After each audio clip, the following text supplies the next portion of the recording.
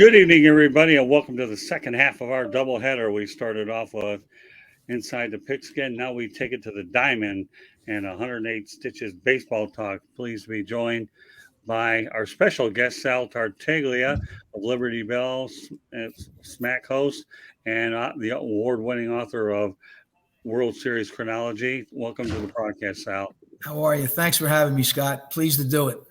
And, of course, we have Chase Blake, the loud Marlins fan.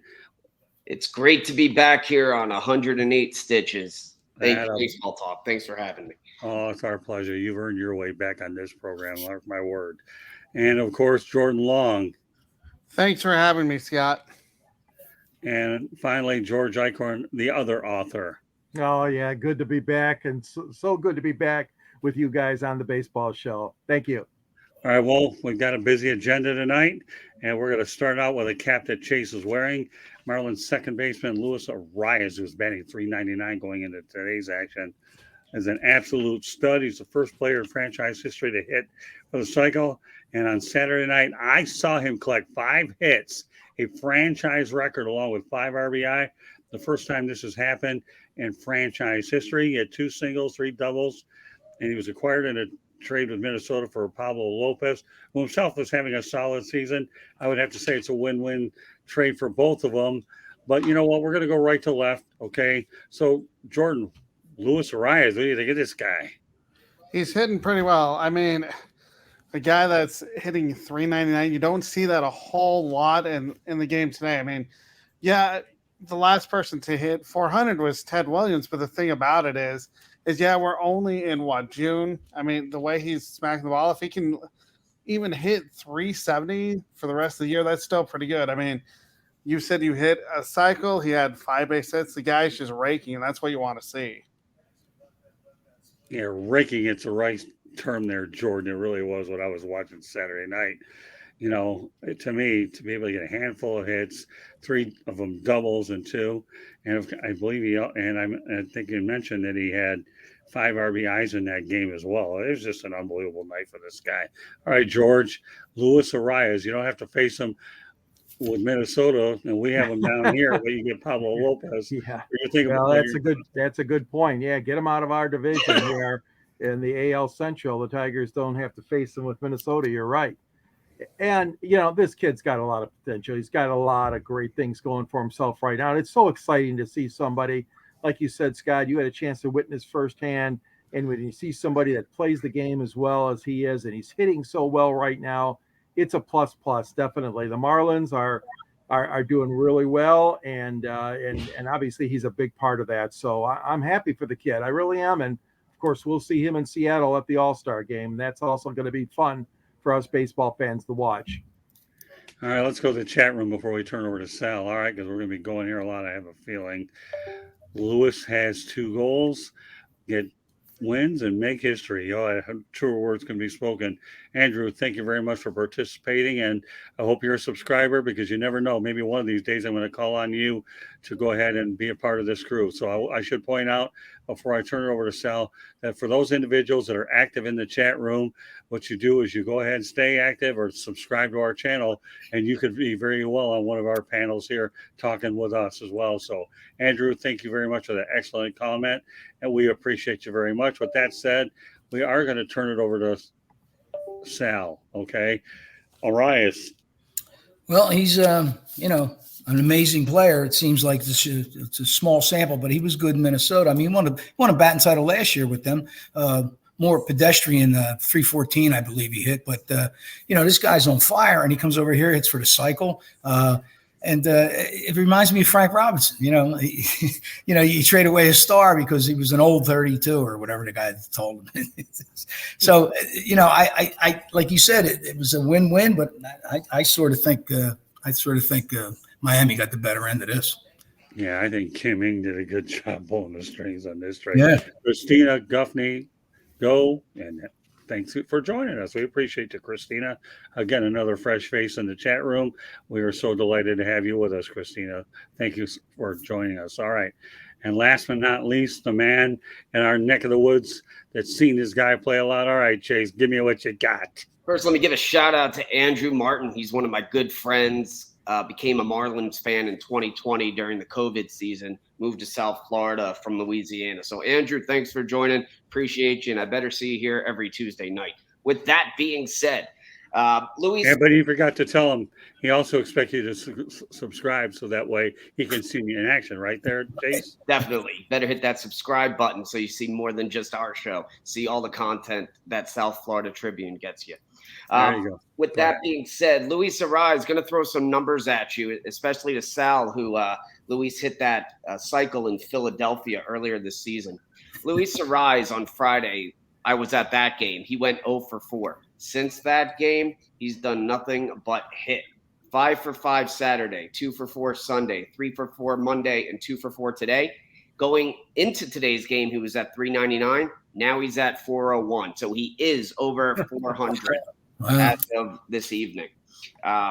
In all seriousness, he's hitting that much, and we're in the third month of the season already.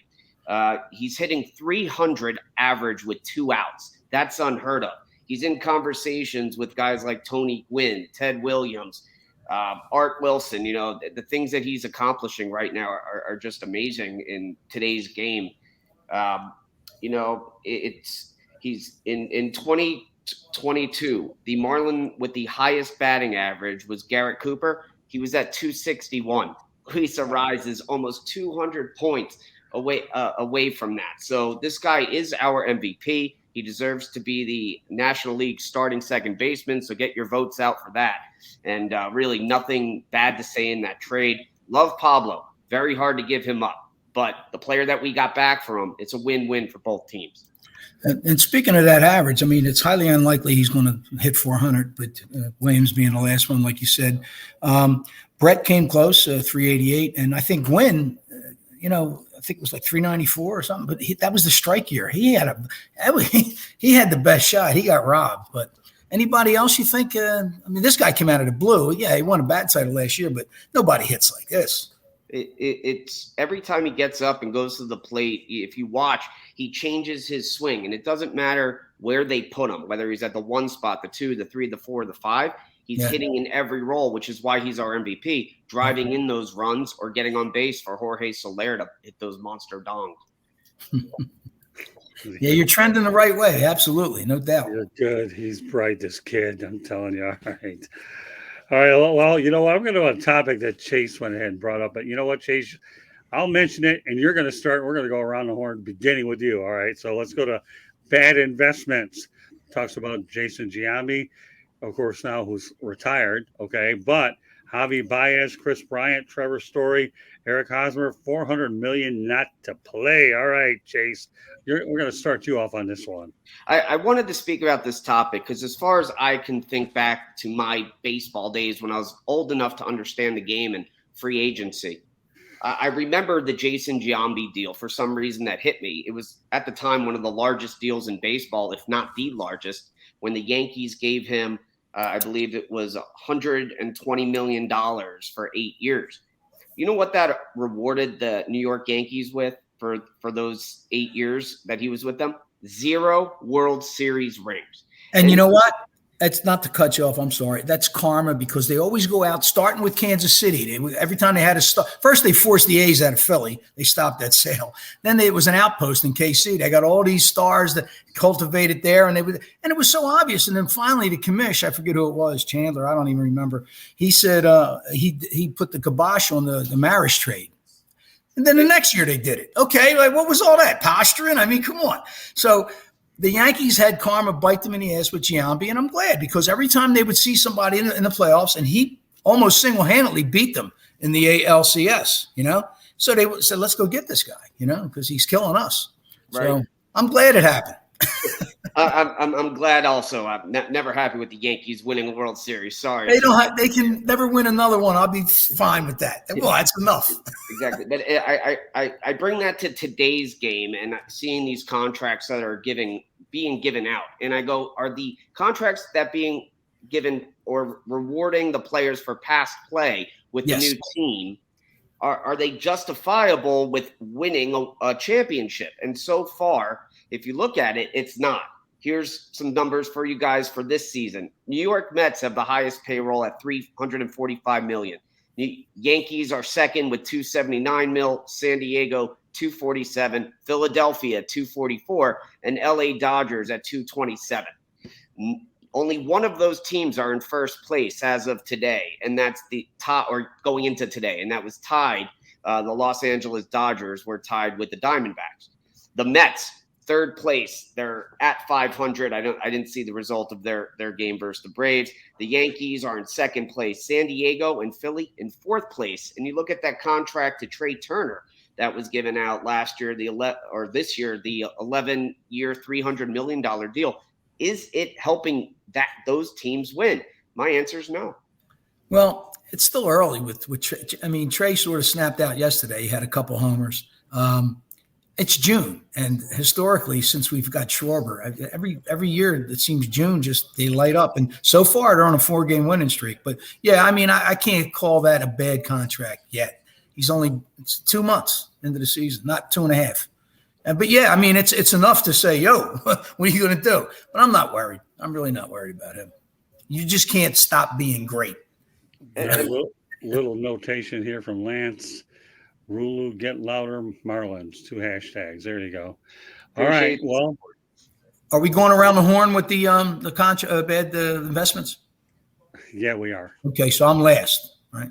Well, no, as far as I'm concerned, you can go ahead now if you want. All right, I want to bring up A-Rod, but just in Texas, because he panned out in New York, but and that hamstrung that team for years. That organization was stuck in the mud, But Ryan Howard, again, you're talking about Chase, talking about paying a guy for what he's done, and they put a stranglehold on the NL East when he came up. First of all, he came up a little too late. It's a shame.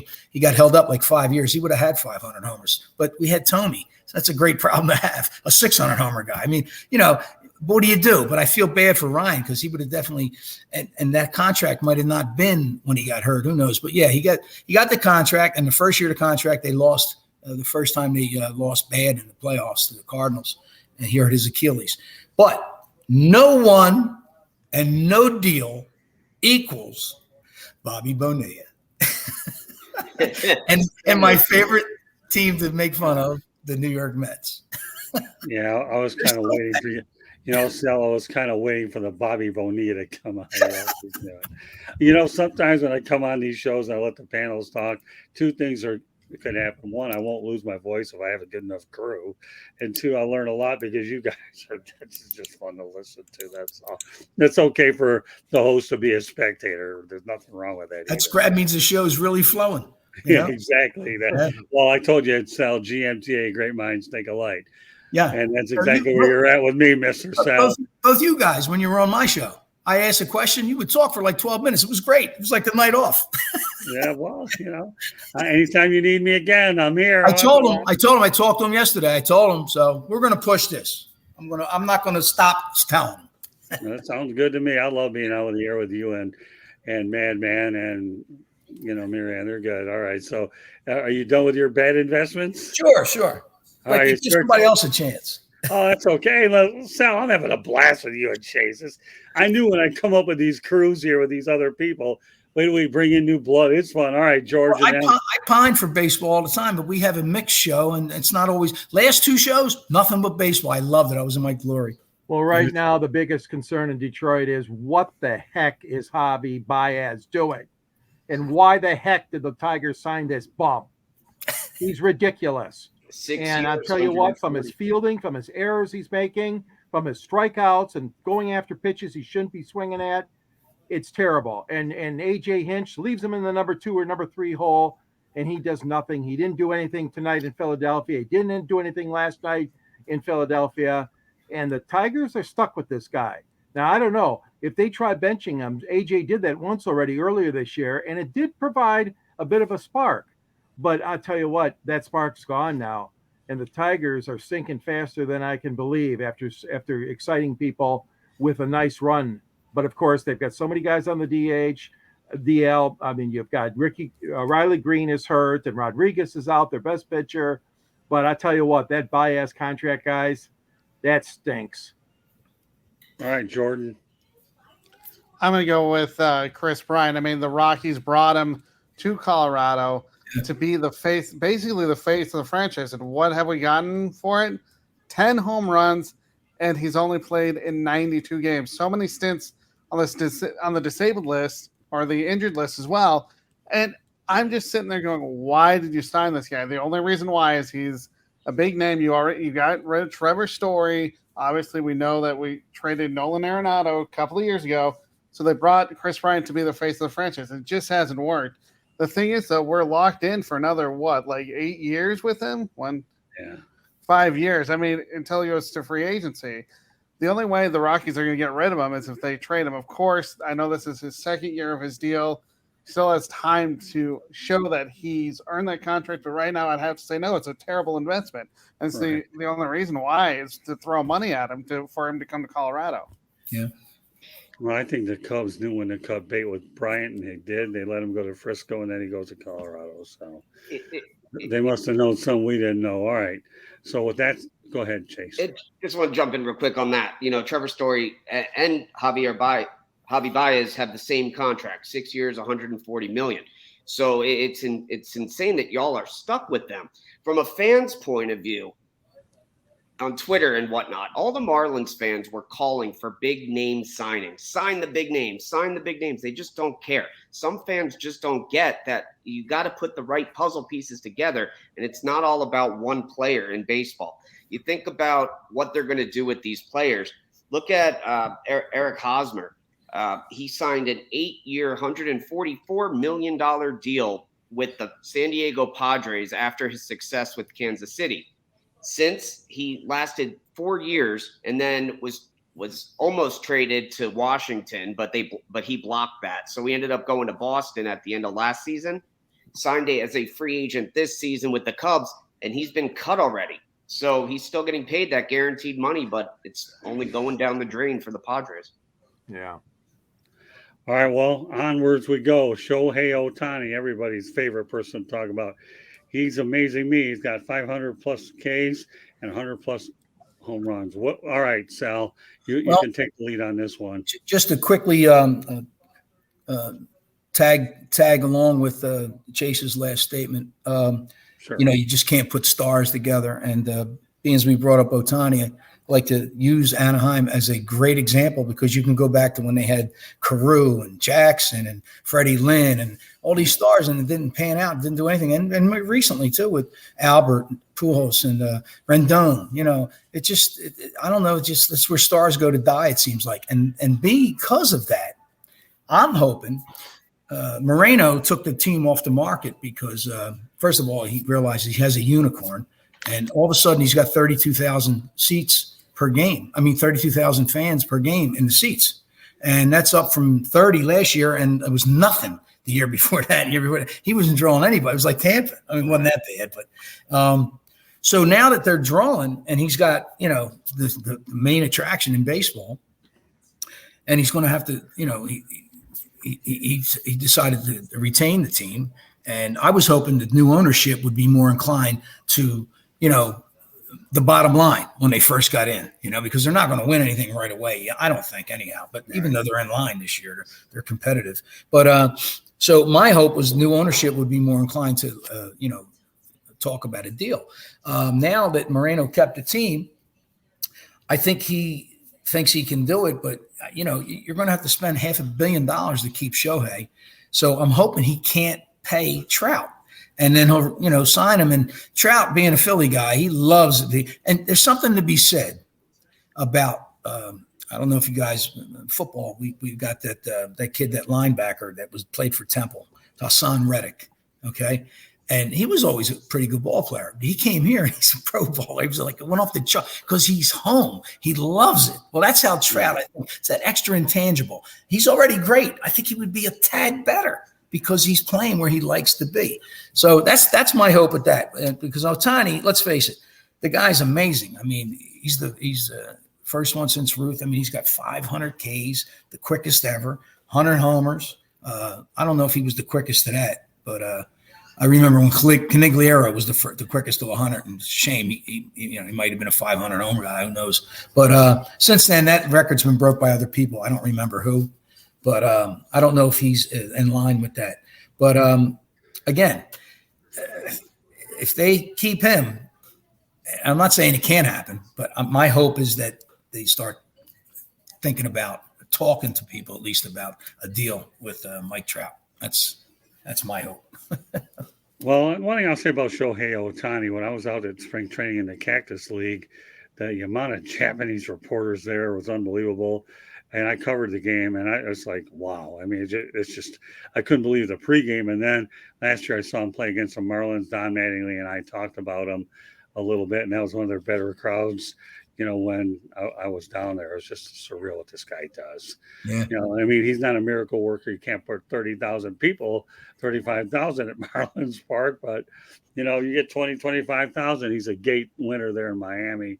And no disrespect to the Marlins, they treat us great. But let's face it, Ohtani with those numbers is off the charts. All right, Chase, give me your thoughts on Ohtani. Ohtani's magic. He's something that you don't ever see in baseball. The numbers that he's putting up, the 500 and the 100 home runs, 500 Ks, 100 home runs. It's just something that, as a baseball fan, I think we could all appreciate. It hasn't happened since Babe Ruth, right? And it's just amazing. As far as his contract's concerned, he will be, as Sal said, the first guy to get paid $500 million. But what teams can afford that if not the Angels? He's already said he doesn't want to go to the Mets, but money talks, right? And I think Steve Cohen will open up his checkbook to get him. You were at the game last year at Lone Depot Park. That was one of the only sellouts last year for us. And he draws.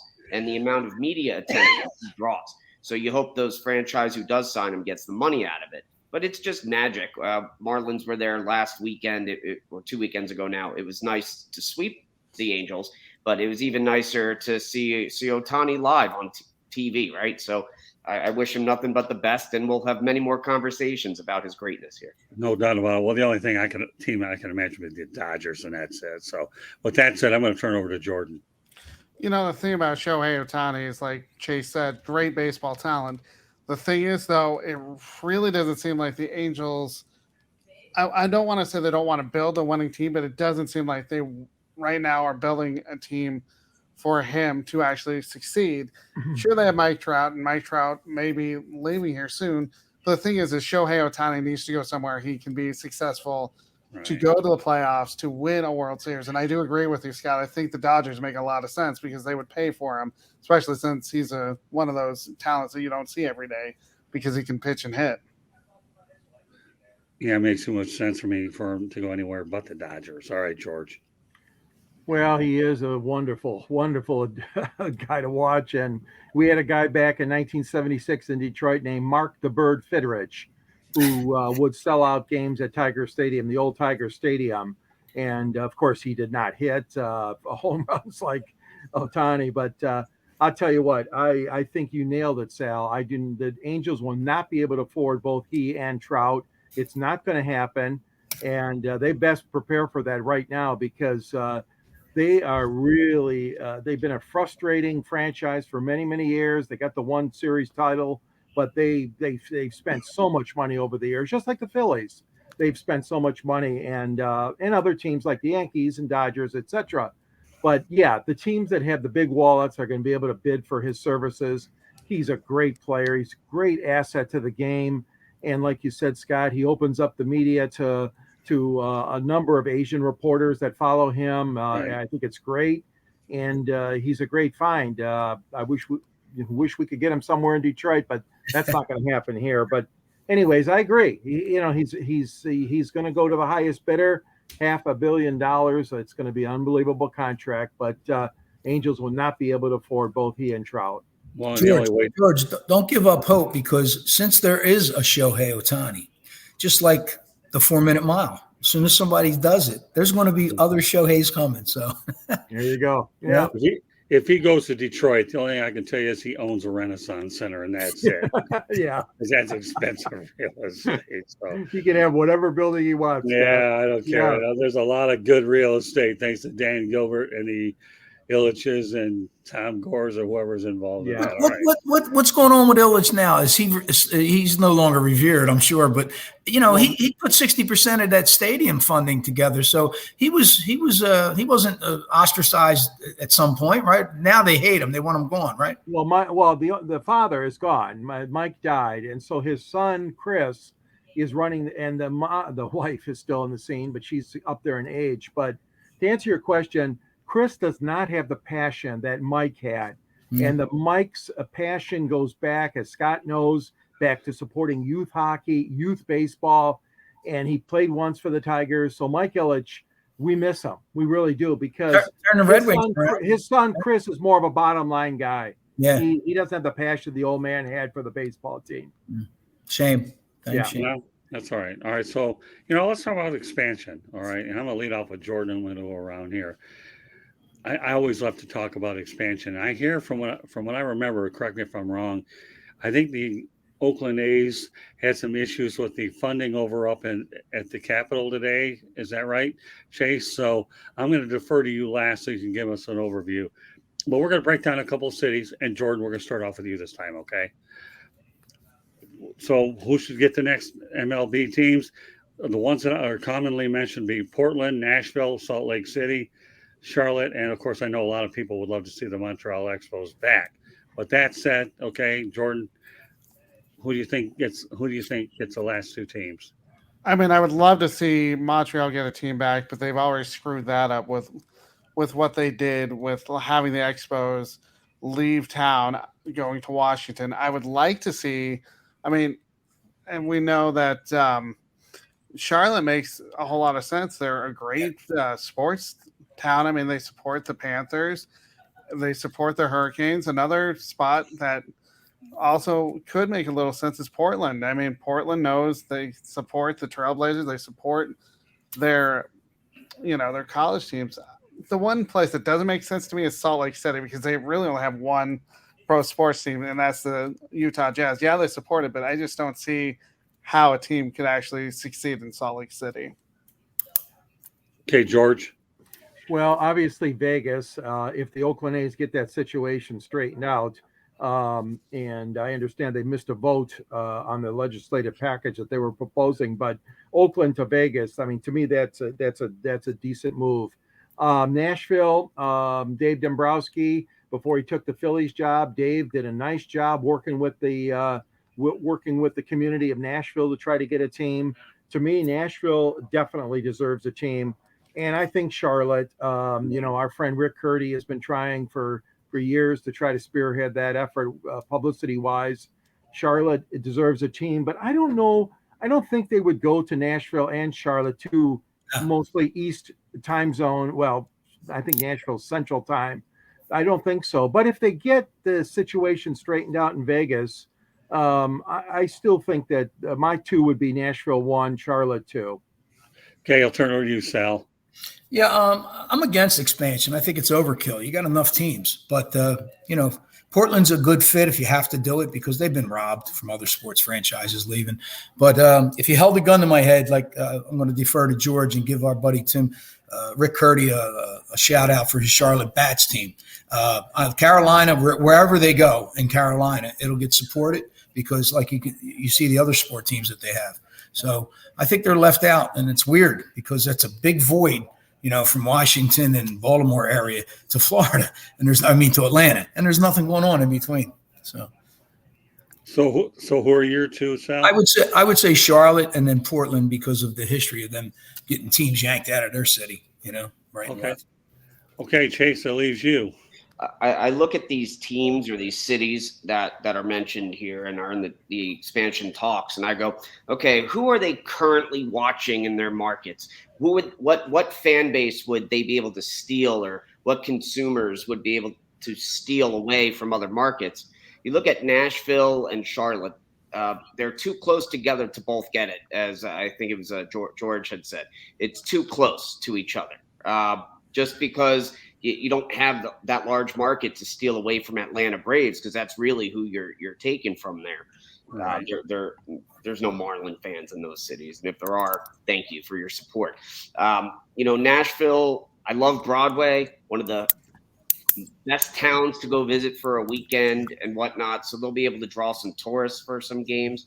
I could see the St. Louis and the Cubs fans who travel everywhere. They would love Broadway in Nashville.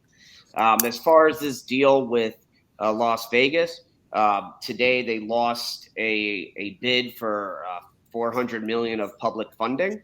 So that may or may not happen, but the Oakland Athletics have to get out of Oakland or be given a stadium here, right? Now, my two cities of choice, as I said, I love Nashville. I didn't mention Portland because it's Portland, and they'd be taken away from Seattle as North Right. End. Unless they get the Oakland A's, right? That's different. But to build a new team there, to have to build a fan base when you're taken away from now San Francisco, what was Oakland, and taken away from Seattle, I just don't see it happening. Their stadium might be empty like Miami's is, because it just happens that way. Now, if they are going to do it, they need to add someone. They need to add a team in the West and add a team on the East. And they need to change the conferences from American League and National League to Eastern and Western, and redo all the divisions, make it easier to travel. And really, my last point here, which we could discuss on another show, is they need to add that salary cap, because if you're going to expand into more teams, the league has to be more competitive. And Major League Baseball has to showcase all 30-plus teams. They can't just focus on the 10 they do now. It's not fair to the small markets and stops them from growing.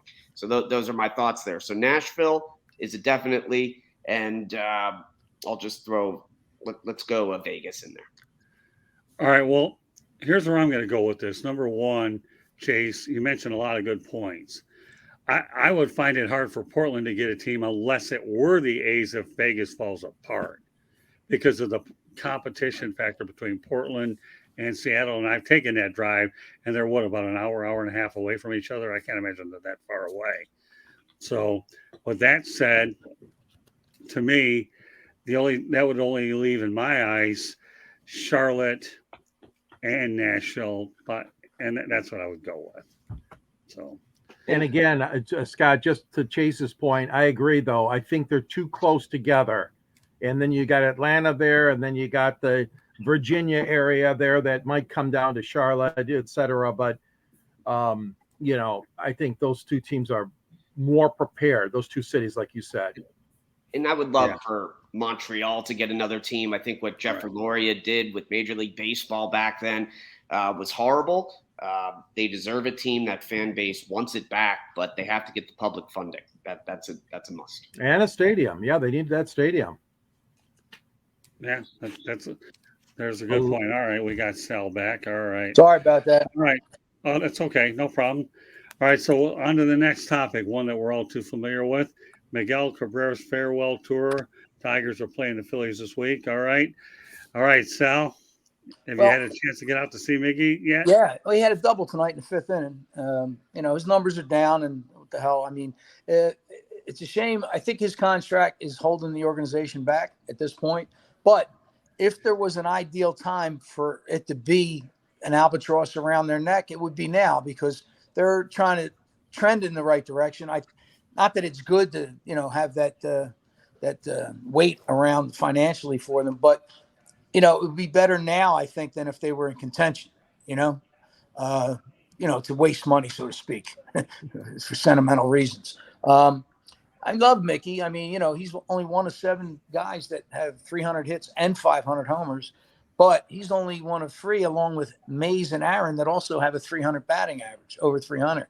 So, he's an icon, and, he earned this. So he should be able to do what he's got to do. Detroit will rebound from it next year, I guess, but they'll have a lot of money to spend when he goes. There was a sort of a reunion tonight because, as you know, Dombrowski, our president, in Philadelphia, he drafted him when he was in Florida, the Florida Marlins, still not the Miami, and then he traded for him when he got to Detroit. So they have a pretty good history, and We traded last year. We got their closer, Soto. I don't know how he got 30 saves. He doesn't look to be he doesn't look horrible, but the eye test tells me, maybe it's because of the way they're using him here, or maybe somebody else can shed light on that for me, because, I was like, wow, we're getting a guy with 30 saves along with Alvarez. We should be really good in the pen. And to me, the pen stinks. I don't know, but I heard a stat the other day, like 2 games ago, from April 14th till it was like, I don't know, it was June 1st or 2nd. They have the best ERA, our bullpen, 2.35, the best in the National League. I don't see it. What games are they looking at? Right, I don't know how it happens. Maybe it's a good ERA, but they still blow the game somehow. It's possible. But getting back to Miggy, it's rare that you see it's rare that you see this, like you saw it with Ripken. You earn the right to do whatever it is for that last year. It's a shame his numbers are so bad, but they'll forget all about that. That won't be anywhere near that bronze plate that they're going to engrave. It's not going to say he had a bad last year or not. So, all right. Well, Andrew Martin agreed. Miguel, we love you, but the other half of that part is please retire. Well, Andrew, it's happening later.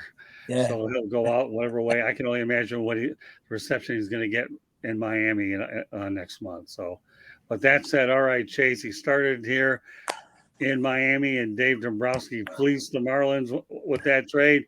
Give me your thoughts about Miguel Cabrera, Chase.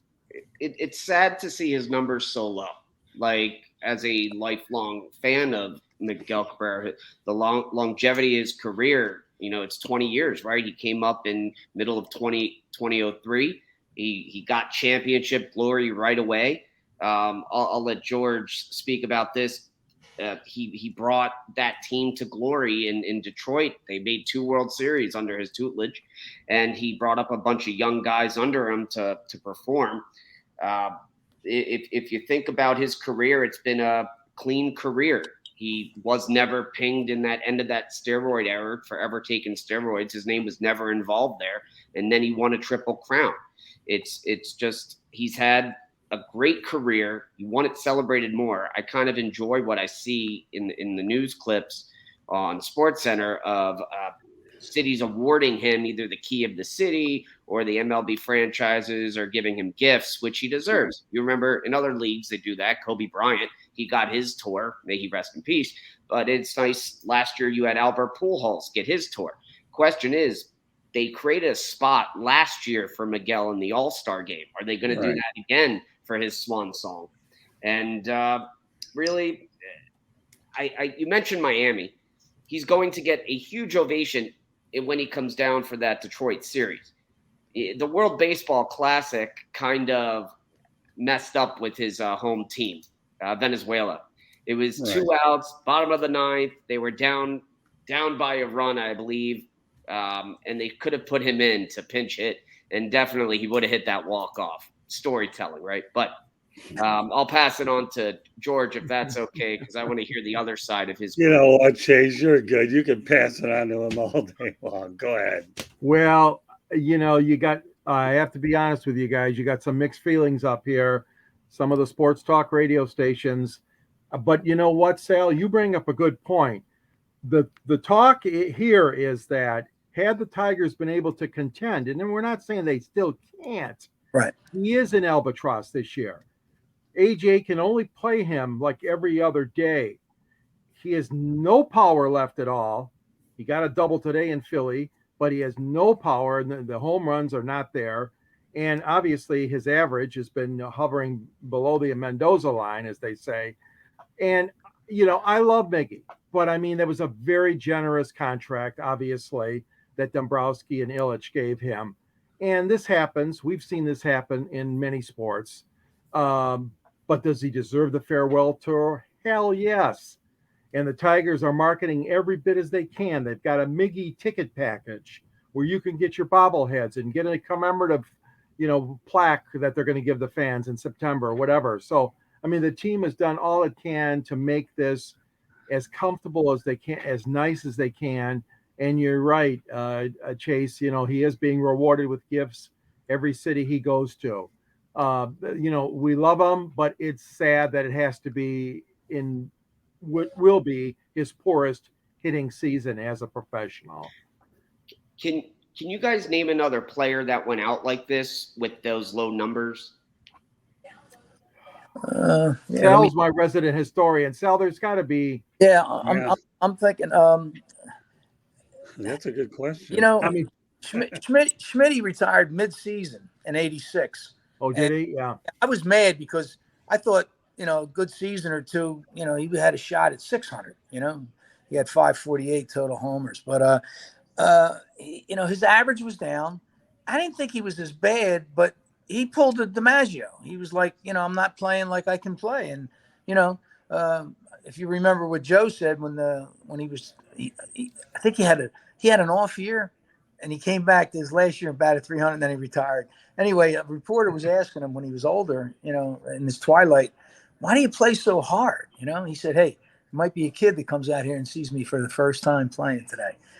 That says it all. That says it all. So, I can't really think of one, but I'm sure there's others because, this topic, and we do the same thing. If we love the guy, we make excuses. He earned it, whatever. And if we don't, he's a bum. Get rid of him. You want to hang him in effigy. But Schmidt, I thought retired a little too early. But he was not Mike Schmidt that last year. But it wasn't as dramatic as this Miggy situation. No way. Thank you. Okay, well, you know what? Jordan, as always, is waiting patiently. I love the way Jordan just sits back, listens, and waits patiently. Not that he doesn't know what he's doing anyways, but Jordan, to me, is the biggest sponge and has a heck of a lot of knowledge. He's our best kept secret on this planet. Panel, go ahead, Jordan. It is sad to see Miguel Cabrera be, he's only hitting 196 as of today. I know him as a power hitter. I went to Detroit, did some great things there.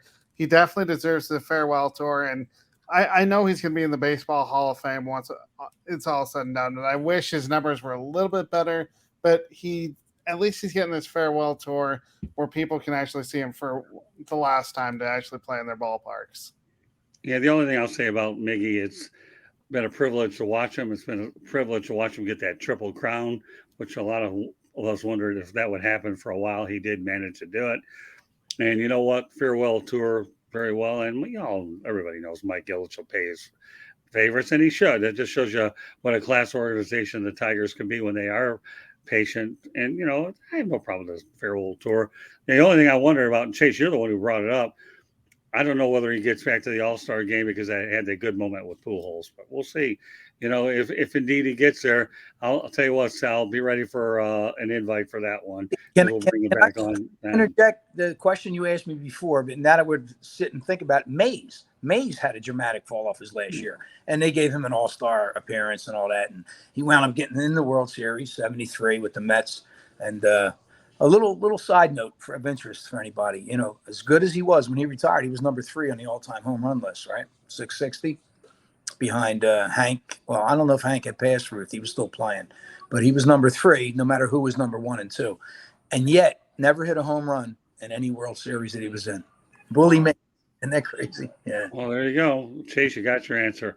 One more topic I want to get to, and then we're going to talk a little World Series chronology. How about that, sir? All right. All right. First of all, unfortunate news. I don't like talking about this, but unfortunately, it's part of the job. Rangers pitcher Jacob DeGrom will undergo Tommy John surgery to repair a ulnar collateral ligament tear. GM Chris Young announced today on December 2nd of 2022, he signed a 5-year, $185 million deal with Texas. He also had Tommy John surgery back in 2010 with the New York Mets. So if you think the Miguel Cabrera deal is an albatross, Jacob DeGrom certainly doesn't rank too high with his issues. But, I want to start out with Jordan this time. I am not surprised with Jacob DeGrom being hurt. I mean, the last 4 years, he's hasn't pitched that well. I mean, with the Mets, 2020, only 12 starts, 2021, 15, 2022, 11, and this year, 6. I mean, when this deal was made for Jacob DeGrom to go to Texas, I didn't like the deal only because I knew about his injury history, and now you're seeing it. And it's too bad that now he's shut down for Tommy John surgery because he's one of the better pitchers in the game when healthy, but he hasn't been healthy for a couple of years. So, I mean, the Texas Rangers are going to have to go on without him, but it's sad to see DeGrom back being injured again. The only thing I'll add to that before I turn over to George Eichhorn is that I think the New York Mets are probably glad they don't have to deal with this injury situation anymore, and that's it. So, all right, George. Yeah, a good point, Jordan. You look back on his most recent past, I mean, 12 games in 2020, 15 in 21, 11 in 2022, and now only 6 in 2023. I'll tell you what, Rangers, that was a huge gamble, giving him all that kind of money. And yes, it's unfortunate. And yes, you cannot predict a serious injury like this and the resulting surgery that he's going to need. But boy, oh boy, the Rangers, they really, really have to be reeling from this setback. And I wish DeGrom the best of luck. But like you said, Jordan, he's missed a lot of games in the recent years, and they far outpaid him. I would never have given him all that money either. Yeah, it definitely was a gamble. All right, Chase, give me your take on this. Texas Rangers were in a win now mode. They've spent a lot of money the last couple of years on free agents, and they took DeGrom, who's I believe from Texas. They used that to their advantage to get him back to the home state, and I believe that's what happened. $185 million 5-year deal. Now there is a Tommy John clause in that contract that they could give them a 6-year option worth $20 to $37 million. So they have that extra year now that's going to be added to that deal as an option. But will they take it? I mean, this goes back to our original conversation of tonight, right? Our first topic, or second topic, I should say. You're rewarding all these free agents with a lot of money for their past play. This guy's injury prone. You should have known what you're getting. And they got what they should have known they're getting, and that's an injury-prone player. Wish him the best of luck. He killed the Marlins when he was healthy, so I hope he comes back and helps those fans in Texas celebrate. All right, Chase, I want to ask you a quick question before I turn it over to Sal, okay? Why don't you repeat that Tommy John clause in the contract? Can you? Yeah, his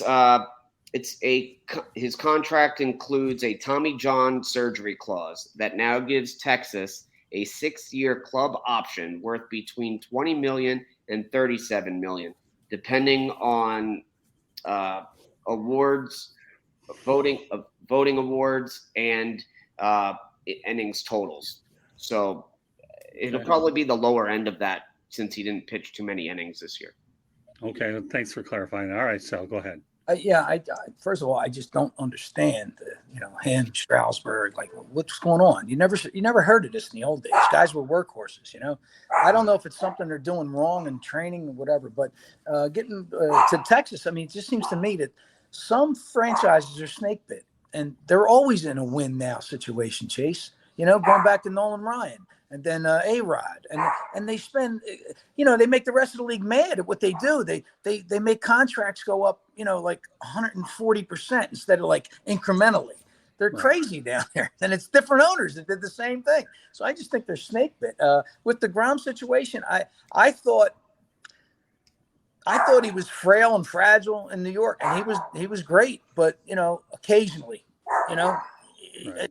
So I just think he's in danger of being finished. I really believe that. Everybody had great points here. I have nothing really more to add. So the only thing I do have to add is Mr. Sal is going to talk about World Series Chronology, a book that he's written. The floor is yours, Sal. Thank you very much. Yeah, I published a book called Chronology, as you said, and it differs in any other dedicated World Series book. In that you'll get everything you're supposed to get if you ever read the Baseball Encyclopedia. By the way, great publication, but no longer published now because the Cohen brothers or David, I forget the author's name. There was 3 of them. They retired. But you're going to find everything in my book that you would in their book. But I did all the research for the reader, and I combined them in boxes. So you could find, for instance, in the encyclopedia, you might have to look at page 920 and page 1242 to know that the Yankees have the most consecutive wins, 5. They also did it 4 times. But the second franchise, not team, second franchise in line is Oakland. 72, 3, and 4. So, that pops right off the page. It's right in the same category. You don't have to look at page here and thumb through it and all. And there's what I think sells my book, though, are oddities. And these are things that I just were aware of as a child, as a fan, as a baseball geek. And a lot of times you don't read about any of these things, or it's something stated but obscurely, and then I bring it to light for the reader. For instance, in the New York Giants in 1912 and 1924, they lost 2 World Series, 7-game extra inning affairs on errors. You can't write this stuff. Yeah. So they, that's 2 that they let slip right between their fingers. 1960, when Maz hit the home run. Little weird thing. It's not that relevant to the outcome, but I believe in numerology and pixie dust and baseball guys and all that. As a child, as a fan, you retain that if you read my book. In 60, Maz hit the home run. It was a 9-9 game in the 9th inning, and he wore number 9 on his jersey. So, just weird little things like that. Of course, it would have never happened if Kubek doesn't take the ball in the throat in the 8th inning. But let me digress. Another one is one of my favorites. I think I talked to you about this, George, on our show. There's there was a dubious record for World Series delays, and it was 6 days in 1911. The entire Eastern Seaboard was being deluged with a torrential rainstorm. Okay. And New York and Philly were in the series. So they couldn't go to either venue. So they just had to wait it out. So it was 6 days, and they wound up playing. I don't want to get into the particulars. 79 years later, 3,000 miles across the continent, that record was broken when he had an 11th day delay as a result of an earthquake. Here's the knock. It was the same 2 franchises from 1911. Only Philly A's were now the Oakland A's, and the San Francisco Giants were now, the New York Giants were now the San Francisco Giants. So that dubious, weird, odd record, again, that's the meat of my book, I think, oddities, followed these 2 franchises around almost a century and across the continent. And there's other things, too. There's never been a cycle hitting in a World Series. Like I said earlier, Mays never had a World Series home run, So, yeah, I think the oddities is the meat of my book, and that's what I think sells it. Well, let me ask you a question, Sal. Do you update this book every year?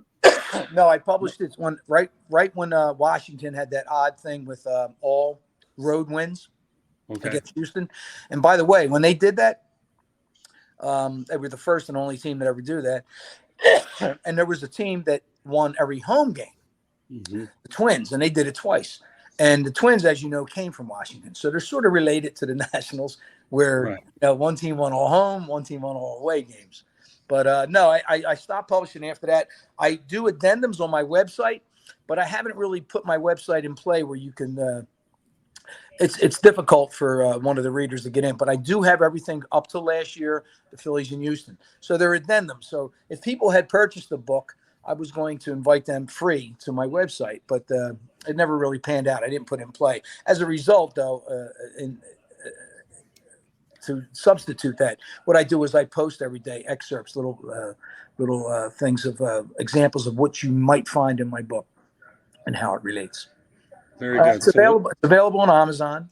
It's very affordable, and it would be a great gift for Dad. That's what I was going to do. Yeah, great gift for Dad. Dad's Day's coming up.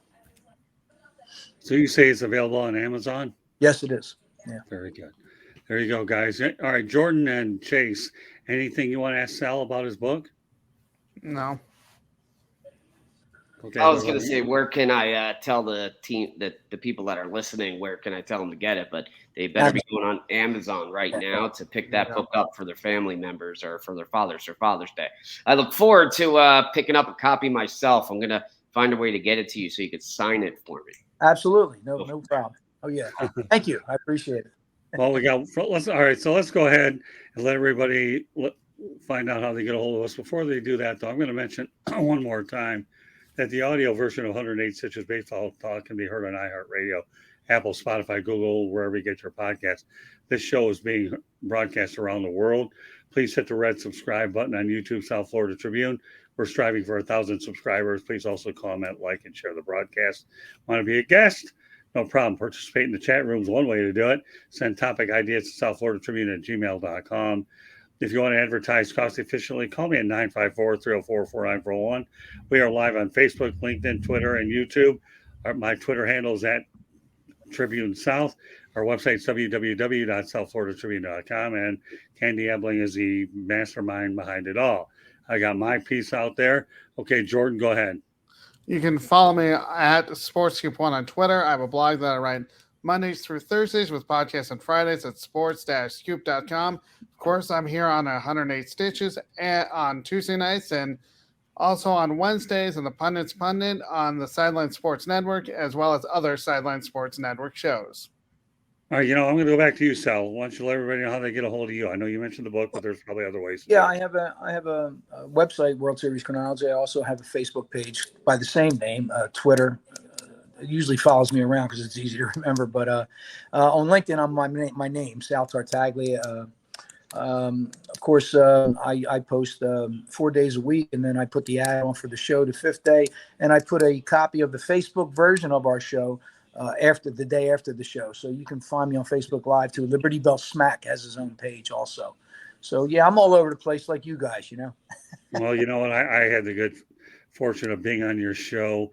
I believe it was last March. I really enjoyed that experience. You, Mark Mancini, and Marianne do a really fine job. All right, Chase, why don't you let everybody know how they can get a hold of you, my friend? All right. If you like what you're seeing and listening to, well, first, subscribe right here to South Florida Tribune, where you could find me now on most Tuesday nights on 108 Stitches Baseball Talk. So that's your first way. If you want to talk with me, go on to Twitter, Instagram, and TikTok and friend at Loud Marlins Fan. You can't get much louder than I do, and I'm always in this hat at games, and you'll see me probably on social media dancing with it. So bring this in here.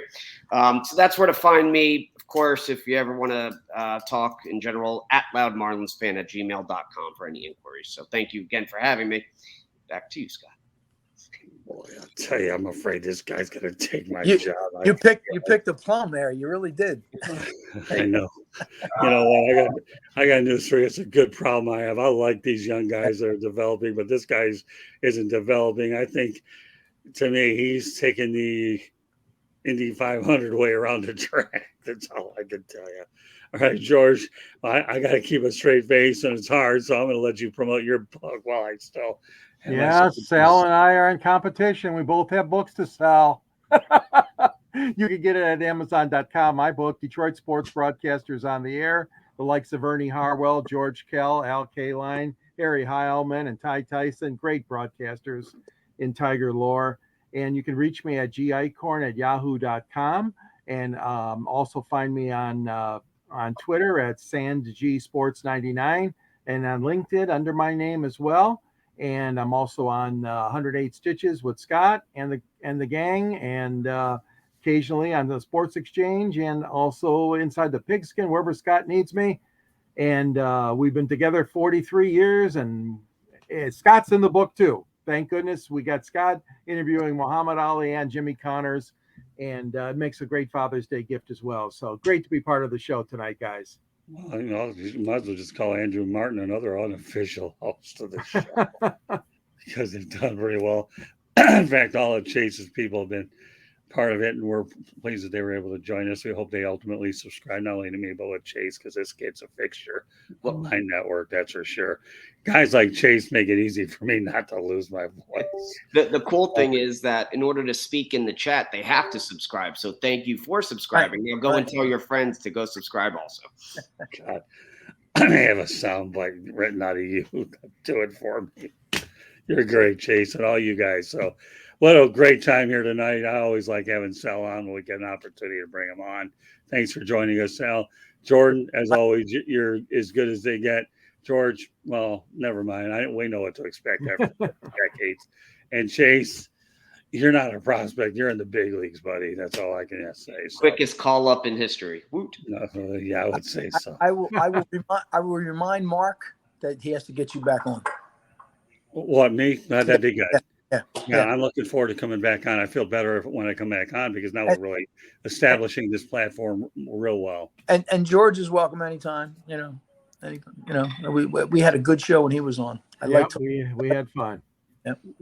Well, we always have fun with the three of us anyways, but I'm glad. So, Sal, I look forward to bringing you back in the not so distant future. Maybe we'll make you a regular on maybe once a month or once every 4 or 5 weeks if you feel like coming back. Sounds home. good. Sounds good.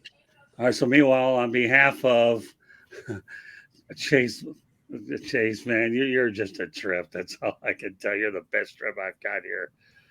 But meanwhile, I'll try to keep a straight face one more time.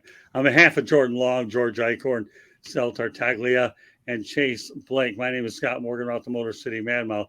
Thank you for joining us on this edition of 108 Stitches Baseball Talk. We will catch you the next time. Good night, everybody. Yeah.